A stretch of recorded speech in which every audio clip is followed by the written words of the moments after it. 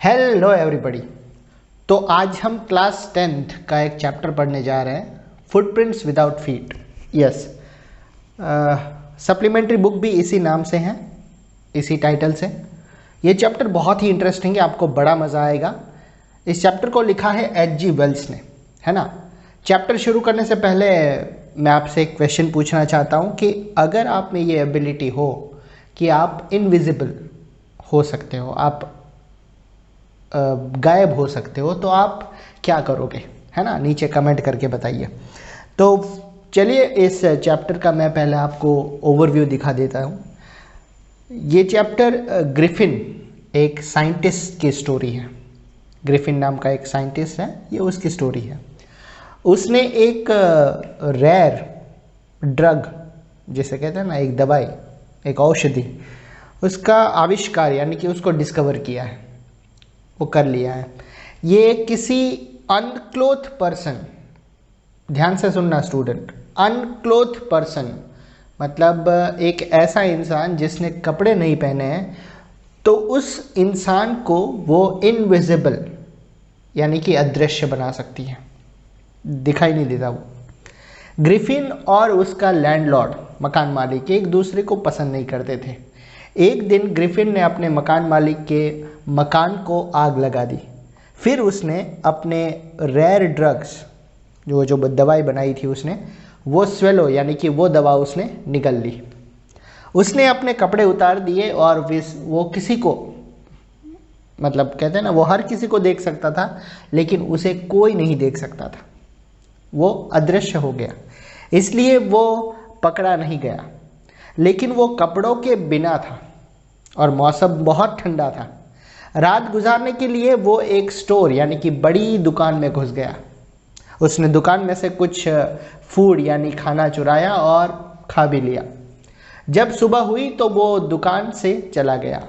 फिर वो एक गांव में चला गया। वहाँ एक एक कहता है ना कि घर ही होता है, लेकिन कुछ कमरे उसके एज ए रेंट यानी कि होटल की तरह यूज़ होता है, उसे कहते हैं इन। उसमें वो रहने लगा। वहाँ उसने वहाँ के मालिक के पैसे चुरा लिए। एक पुलिस वाले को बुलाया गया। ग्रिफिन ने अपने चेहरे के जितने भी बैंडेज थी, सारी पट्टियाँ उतार दी। उसने अपने ग्लासेस और अपने हैट भी उतार दिए। अब वो बिना सिर वाला आदमी लगने लगा, है ना, क्योंकि वो दिखाई नहीं देता। लोग डर गए। ग्रिफिन ने पुलिस वाले की पिटाई कर दी जब वो उसे पकड़ने के लिए आया था। उसने अपने कपड़े उतारने शुरू कर दिए। ग्रिफिन ने जैसे जैसे वो कपड़े उतारने लगा, उस तरह से वो गायब होने लगा, मोर एंड मोर इनविजिबल होता गया। एट लास्ट उसने अपने आप को सभी से फ्री करवा लिया और वहाँ से वो भाग गया, है ना। चलिए तो अब चैप्टर शुरू करते हैं। क्या कोई इंसान इनविजिबल, अदृश्य हो सकता है? ये ऐसे ही साइंटिस्ट की स्टोरी है जो ये डिस्कवर यानी कि खोज कर लेता है कि वो खुद को इनविजिबल यानी कि अदृश्य कैसे बनाए। क्या वो अपनी खोज का यूज़ यानी कि सदुपयोग करता है या मिसयूज यानी कि दुरुपयोग करता है? चलिए देखते हैं। दो लड़के मड यानी कि कीचड़ से भरे दो पैरों के फ्रेश ताज़ा फुटप्रिंट्स, जो निशानों की हैरानी से वो देख रहे थे कि ये फ्रेश ताज़ा कीचड़ से भरे दो पैर फुटप्रिंट्स कहाँ से आए। लंदन शहर के बीच में उस घर की सीढ़ियों पर बैर फीट यानी कि नंगे पांव वाला वो व्यक्ति क्या कह रहा था, और वो व्यक्ति कहाँ था, क्योंकि किसी को दिखाई नहीं दे रहा था। जब वो देख ही रहे थे कि उनकी आंखों को एक रिमार्केबल साइट यानी कि कोई मानने में ना आए ऐसा असाधारण नज़ारा देखने को मिला। पैरों का एक नया निशान पता नहीं कहाँ से देखा गया।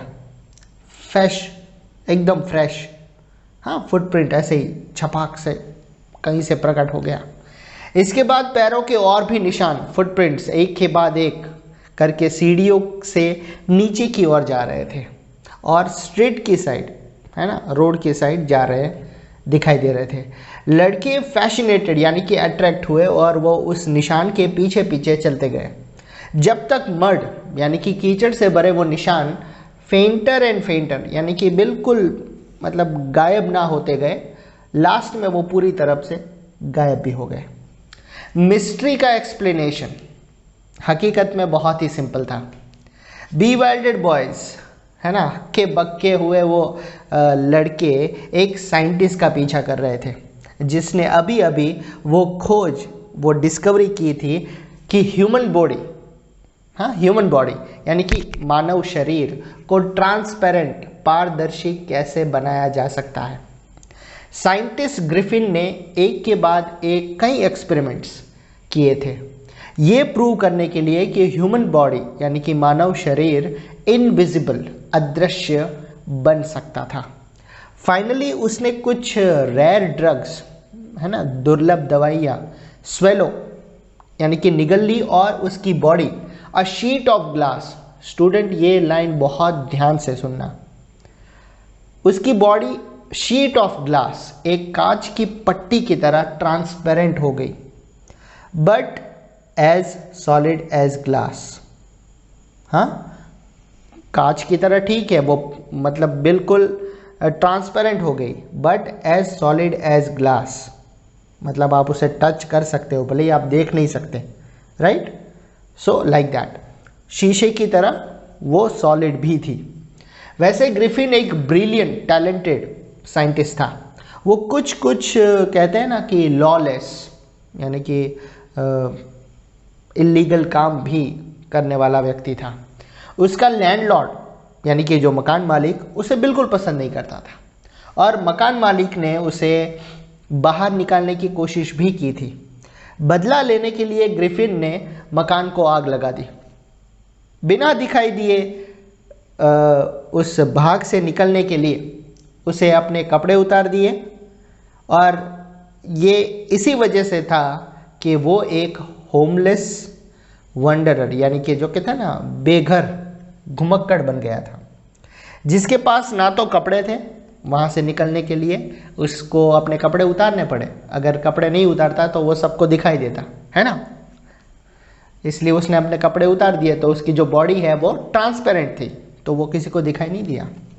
जिसके पास ना तो कपड़े थे और ना ही कोई पैसा, और वो बिल्कुल इनविजिबल था जब तक कि उसके स्टेप्स, पाँव किसी मड यानी कि कीचड़ में नहीं पड़ गए और फिर वो चलता हुआ अपने पीछे पैरों के निशान छोड़ने लगा जो उन लड़कों ने देखे थे, है ना। वो काफ़ी आसानी से उन लड़कों से बच निकला जो लंदन में उसके फुटप्रिंट्स का पीछा कर रहे थे, लेकिन उसकी मुसीबतें अभी किसी तरह से ख़त्म नहीं हुई थी। लंदन में बिना कपड़े, आप सोचो, लंदन में बिना कपड़े, वंडर यानी कि मटर गश्ती करने के लिए उसने बहुत बुरा टाइम चुन लिया था। वो टाइम ठीक नहीं था। ये मिड विंटर था उस टाइम के, मतलब बहुत कड़ाके की सर्दी चल रही थी और वो बिना कपड़ों के ऐसे ही घूम रहा था। वो रह नहीं सकता था बिना कपड़ों के। गलियों में इधर उधर घूमने की बजाय उसने गर्मी पाने के लिए किसी बड़े लंदन स्टोर में घुसने का डिसाइड कर लिया। स्टोर बंद होने का टाइम आ पहुंचा और जैसे ही दरवाज़ा बंद हुआ, है ना, ग्रिफिन अंदर, दरवाज़ा बंद, अंदर कोई नहीं, बिल्कुल अकेला। ग्रिफिन बिना कोई खर्च की परवाह किए बिना उसने कपड़े पहने और अपने खाने का मज़ा लेने के लिए वो तैयार हो गया। उसने डिब्बे और पैकेट्स को तोड़कर खोला और गर्म कपड़े पहनकर पूरी तरह से वो तैयार हो गया। हाँ, पूरा स्टोर था, मतलब जो खाना है, जो पहनना है, सब कुछ फ्री।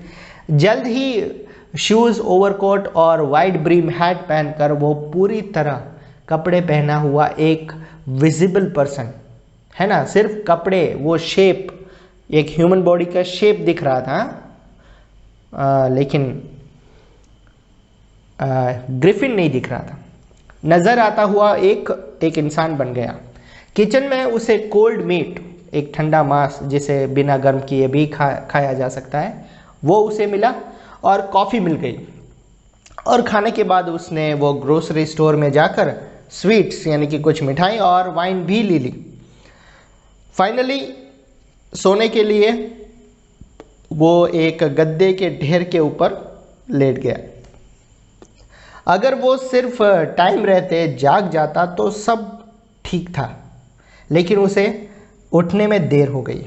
लेकिन हुआ ऐसा कि दुकान के असिस्टेंट्स जो वर्कर होते हैं वो अगली सुबह वहाँ आ पहुँचे।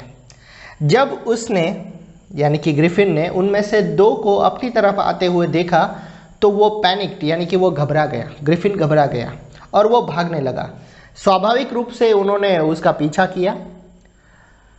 एंड में वो अपने नए मिले हुए कपड़ों को जल्दी जल्दी उतार कर फेंकने से वो बच गया, है ना। एक एक कपड़े उतार कर फेंकने लगा। तो अब क्या हुआ, उसकी बॉडी तो ट्रांसपेरेंट थी।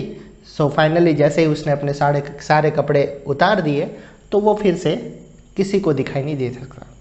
इस तरह एक बार फिर उसने अपने आप को इनविजिबल बना लिया। लेकिन जनवरी की ठंडी हवा में बिल्कुल नेकेड, बिल्कुल नंगा, ये बहुत उसके लिए मुसीबत थी। इस बार उसने एक थिएटिकल, है ना, वो थिएटर होता है ना, थिएटिकल एक नाटक कंपनी जो होती है, राइट, वो तो थिएटिकल नाटक कंपनी के स्टॉक यानी कि जो एक कहता है ना कि बहुत सारे कपड़े और नाटक के काम आने वाले जो नकली मूछ दाढ़ी वह सब होता है वो सब, तो उसके स्टॉक की जांच करने का उसने निर्णय किया। और वो होप भी करता रहा कि उसे वहाँ कपड़े भी मिल जाएंगे और अपने कंधों के ऊपर वाली जगह, ये जो खाली जगह होती है ना, कि जब वो कोट पहनता है तो वो ह्यूमन बॉडी वो शेप तो दिखाई देता है लेकिन सर तो गायब रहता है ना, तो वो दिखाई नहीं देता था। तो स्पेशली अपने चेहरे के लिए उसे कुछ चाहिए था। और सो अपने कंधों के ऊपर वाली खाली जगह को छिपाने के लिए कुछ ना कुछ मिल ही जाएगा। ठंड से कांपते हुए वो ड्ररी लैन एक एरिया है उसकी तरफ वो भाग लिया, जो थिएटर वर्ल्ड यानी कि नाटक की दुनिया का सेंटर था। उसने जल्दी एक सूटेबल शॉप, एक दुकान ढूंढ ली। वो इनविजिबल, अदृश्य रूप से ही सीढ़ियों से ऊपर गया और कुछ ही देर बाद अपने सिर के आसपास उसने बैंडेज यानी कि पट्टियाँ, काला चश्मा, नकली नाक और बड़ी बड़ी मूछें, एक बड़ा सा टॉप पहने हुए वो बाहर आया। बिना ही दिखाई दे बस निकलने के लिए उसने बहुत ही क्रूअली, बहुत ही मतलब खतरनाक ढंग से उस दुकानदार को पीछे से मार दिया, उसके ऊपर हमला कर दिया और बाद में जितना उसे मिल सकता था उस दुकानदार का वो पैसा लेके भाग गया। भीड़ भरे लंदन से दूर चले जाने को उत्सुक होकर उसने एक ट्रेन पकड़ी, एक रेलगाड़ी पकड़ी जो उसे इपिंग नाम के एक गांव में ले गई, जहां उसने लोकल इन जैसे मैंने आपको समझाया कि इन यानी कि एक घर ही होता है लेकिन उसमें बहुत सारे कमरे होते हैं अलग अलग, तो वो भाड़े पे देते हैं, तो उसे कहते हैं इन, है ना, लोकल इन। उसने 2 कमरे बुक करवाए। सर्दियों में किसी इन में एक अजनबी का आना किसी भी तरह से एक असाधारण घटना थी। ऐसी असाधारण शक्ल वाला अजनबी सभी लोगों में एक चर्चा का विषय बन गया था कि अभी एक अननोन पर्सन का यहाँ आना कैसे हुआ। इन जो वो था, इन लोकल इन, उनके इन यानी कि होटल आप समझ लीजिए वैसा कुछ, उनके मालिक की वाइफ मिसेस हॉल ने फ्रेंडली बनने की कोशिश की लेकिन ग्रिफिन बात करने की कोई इच्छा नहीं रखता था। उसने मिसेस हॉल को कह दिया, यहाँ आने का मेरा कारण सॉलिट्यूड यानी कि अकेले रहना है। मैं नहीं चाहता कि मेरे काम में मुझे कोई परेशान करे। इसके अलावा एक एक्सीडेंट के कारण मेरा चेहरा बिगड़ गया है, तो इसके बारे में आप मेरे से बात मत कीजिएगा। इस बात से सेटिस्फाइड होकर कि उसका मेहमान एक एसेंट्रिक साइंटिस्ट यानी कि एक सनकी वैज्ञानिक था, और इस बात को देखते हुए कि वो उसे एडवांस में पैसे दे चुका था, मिसिस हॉल उसके अजीब आदतों और उसके इरिटेबल है ना, चिड़चिड़ा टेम्पर, उसके स्वभाव को माफ़ करने के लिए तैयार थी। लेकिन चुराया हुआ पैसा ज़्यादा देर तक नहीं चला और जल्द ही ग्रिफिन को ये मानना पड़ा कि उसके पास कोई कैश नहीं है, कोई कैश नहीं बची थी। फिर भी उसने ऐसा दिखावा किया कि वो एक चेक की उम्मीद कर रहा है जो किसी भी टाइम उस तक पहुंच सकता है। तो कैश तो ख़त्म हो गए, तो उसने कहा कि मेरा एक चेक आने वाला है, तो आप प्लीज़ वेट कर लीजिए। इसके थोड़ी ही देर बाद एक क्यूरियस एपिसोड, एक अद्भुत घटना घटी। बहुत सुबह एक क्लर्गीमैन, ये हिस्ट्री में ये वर्ड सुना होगा आपने, क्लर्गीमैन यानी कि प्रीस्ट, पादरी जिसे कहते हैं ना, पुजारी, पादरी, और उसकी वाइफ अपने स्टडी रूम में शोर सुनकर जाग उठे। सीढ़ियों से नीचे धीरे धीरे आते हुए उन्हें पैसों की छनछनाहट सुनाई दी जो प्रीस्ट के यानी कि क्लर्गीमैन के डेस्क में से निकाले जा रहे थे। बिना कोई आवाज़ किए अपने हाथों में एक डंडा सा पकड़े हुए उस पादरी ने फटाक से दरवाज़ा खोला। सरेंडर, खुद को हमारे हवाले कर दो, ऐसा बोल दिया। फिर वो ये देखकर अमेज यानी कि सरप्राइज हो गया कि रूम तो बिल्कुल खाली लग रहा था, है ना।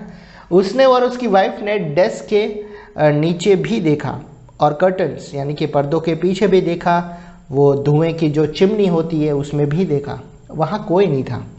फिर भी डेस्क को खोला गया था और घर के खर्च वाले पैसे गायब थे वहाँ से। वो बहुत ही अजीब बात है।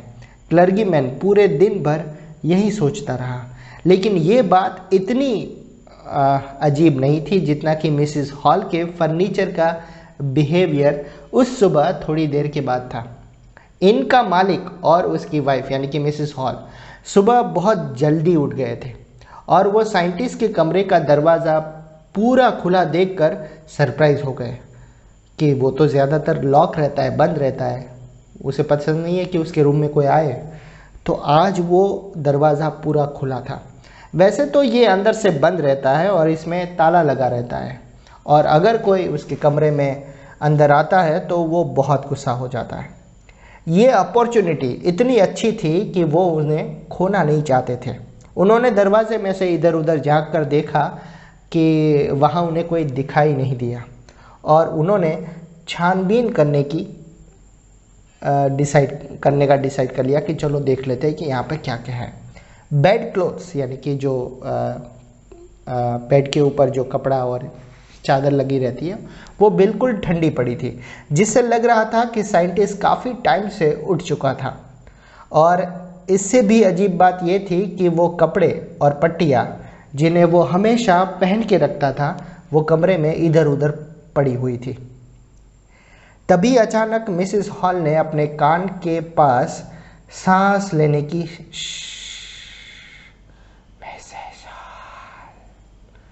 ऐसी आवाज़ सुनी। एक पल बाद बेड पोस्ट यानी कि चारपाई के पाए पर पड़ा एक हैट उछला और मिसिस हॉल के मुंह से जाकर टकराया। फिर बेडरूम में पड़ी कुर्सी जिंदा हो गई और हवा में उड़ते हुए इसने मिसिस हॉल पर सीधा हमला कर दिया। सबसे पहले उसकी टांगों पर। जैसे ही वो और यानी कि मिसिस हॉल और उनके पति डरे हुए पीछे हटे, उस एक्स्ट्रा ऑर्डिनरी चेयर ने उन दोनों को कमरे से बाहर धकेल दिया और फिर उनके पीछे दरवाज़ा धड़ाम से बंद होते हुए इसमें ताला लगते हुए उन्हें सुनाई दिया, महसूस हुआ। मिसिस हॉल घबराकर लगभग सीढ़ियों से गिर ही पड़ी थी। उसे विश्वास हो गया कि कमरे में भूत प्रेत आ गए थे और ये बात उस अजनबी साइंटिस्ट ग्रिफिन के किसी तरह उन्हें यानी भूत प्रेतों को उनके फर्नीचर में मतलब एंटर करवा दिया है। उस ग्रिफिन ने यह सब कुछ किया है। मेरी बेचारी माँ उस कुर्सी पर बैठा करती थी, उसने अफसोस करते हुए कहा, और अब सोचो कि वो कुर्सी मेरे ही अगेंस्ट खड़ी हो गई है। मिसिस हॉल अफसोस कर रही थी। पड़ोसी सोच रहे थे कि ये मुसीबत ज़रूर किसी जादू टोने के कारण हुई थी। जादू टोना था या नहीं, लेकिन एक क्लर्गी मैन यानी प्रीस्ट के घर पर हुई चोरी के बारे में पता चला। तब इसमें स्ट्रेंज साइंटिस्ट, उस अजनबी वैज्ञानिक का हाथ होने पर बहुत ज़्यादा शक किया गया। शक और ज़्यादा मजबूत होता गया जब ग्रिफिन ने अचानक ही कुछ कैश जमा करवा दिए। उसने कुछ टाइम पहले ही एक्सेप्ट किया था कि उसके पास कोई पैसा नहीं था और अचानक से ये पैसा आ गया, मतलब शक और मजबूत हो गया। गांव के कांस्टेबल को चुपके से बुलावा भेजा गया। कांस्टेबल की राह देखने की वजह से मिसिस हॉल ने सोचा कि वो साइंटिस्ट के पास खुद चली जाए। तो साइंटिस्ट एक बार में बैठा हुआ था जो किसी तरह से मिस्टीरियसली यानी कि वो रहस्यपूर्ण ढंग से अपने खाली बेडरूम में कहीं से आ गया था। तो उसने पूछा, मिसिस हॉल ने पूछा, मैं जानना चाहती हूँ कि तुम सीढ़ियों से ऊपर मेरी चेयर के साथ क्या कर रहे थे। जो उसने जवाब मांगा, और मैं ये भी जानना चाहती हूँ कि ये कैसे हुआ कि तुम खाली कमरे में से बाहर निकल आए और तुम एक ताला लगे हुए कमरे में अंदर भी आ गए। ये कैसे हो सकता है। साइंटिस्ट हमेशा से ही जल्दी गुस्सा करने वाला रहा था। वो अब आग बबूला हो, ही वॉज फ्यूरियस, वो बहुत गुस्सा हो गया। तुम समझती नहीं हो कि मैं कौन और क्या हूँ, उसने चिल्लाते हुए कहा। तो ठीक है, मैं तुम्हें दिखा देता हूँ। अचानक ही उसने अपनी पट्टियाँ, नकली मूछे, चश्मा, यहाँ तक कि वो नाक भी उतार कर फेंक दी। ऐसा करने में उसे सिर्फ 1 मिनट लगा। बार में बैठे जितने भी लोग थे वो डरे हुए लोगों ने खुद को एक बिना सिर वाले इंसान को देखा, है ना, क्योंकि जैसे ही वो सब कुछ पट्टियाँ, हैट और चश्मा ये सब हटा देता है तो वो इनविजिबल दिखता है ना। कांस्टेबल मिस्टर जेफर्स वहाँ आ पहुँचे और ये देखकर वो बहुत हैरान था कि उसे इस बिना सिर वाले आदमी को गिरफ्तार करना पड़ना था। लेकिन जेफर्स को इतनी आसानी से अपनी ड्यूटी निभाने से रोका नहीं जा सकता था। अगर जज ने किसी व्यक्ति को गिरफ्तार करने का वारंट दिया है तो उस व्यक्ति को सिर के साथ या सिर के बिना किसी भी हालत में अरेस्ट यानी कि गिरफ्तार करना पड़ना ही था। उसके बाद एक रिमार्केबल सीन, एक बहुत ही अजीब बात हो गई। जैसे ही कांस्टेबल ने उस व्यक्ति को पकड़ने की कोशिश की जो ज़्यादा से ज़्यादा गायब होता जा रहा था, एक के बाद एक वो कपड़े उतारने लगा, है ना, क्योंकि वो एक एक करके अपने कपड़े उतारता जा रहा था। एंड में हवा में एक शर्ट उड़ती हुई गई और कांस्टेबल ने खुद को ऐसे व्यक्ति के साथ स्ट्रगल यानी कि संघर्ष करते हुए पाया, उसने महसूस किया जिसे वो बिल्कुल भी देख नहीं सकता था। कुछ लोगों ने उसकी हेल्प करने की कोशिश की, लेकिन उन्होंने खुद पर ब्लोज यानी कि घूंसे पड़ते हुए देखे, ढिशुम ढिशुम ढिशुम ढिशुम, है ना, कहीं से भी, और जो कहीं से भी आ रहे थे, दिखाई नहीं देता था, क्या करे। एंड में जेफर्स घूंसे लगने से बेहोश हो गया। जब उसने इनविजिबल साइंटिस्ट को पकड़ने के लिए एक लास्ट कोशिश की तब वहाँ नर्वस और एक्साइटेड, मतलब बहुत आवाज़ आने लगी थी, उसे पकड़ो, उसे पकड़ लो, है ना। लेकिन ऐसा कहना और करना दोनों में बहुत फ़र्क था, है ना। ग्रिफिन ने झटके से अपने आप को फ्री करवा लिया और कोई नहीं जानता था कि उस पर हाथ कहाँ से डाले, और वो वहाँ से भाग गया। सो स्टूडेंट, ये थी आपकी story footprints without feet. I hope आपको पसंद आया होगा। Thank you so much.